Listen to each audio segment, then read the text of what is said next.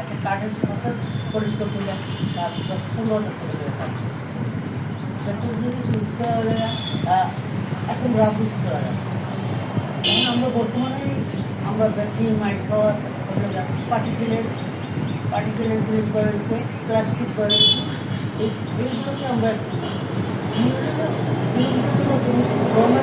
আনা আমাদের দেশে সবই আমরা বাইরে থাকি ইন্দোনেশিয়া বার্মা, এইটা আমাদের টাকা আমরা বাইরে দিয়ে আসি।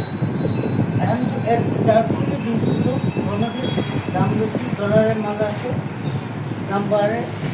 আর আমাদের দেশের সিস্টেম হলো একবার যদি বাড়ে ওটা কমে, যদি কমো ডলারের দাম কমছে বলবে এটা আগে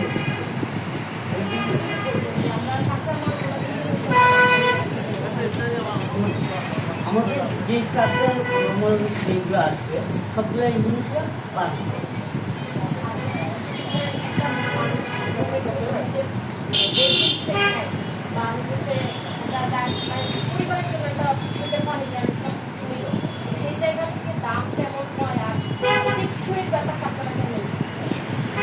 আমাদের 10 বছর ওয়ারেন্টি, আমাদের 30-35 বছরে কিছু হয় না। আর ওরা যেমন একটা ফ্যামিলিটি আপনি যে পুরো যদি ফ্যামিলি একটা তাহলে 1-1.5 লাখ টাকা আপনার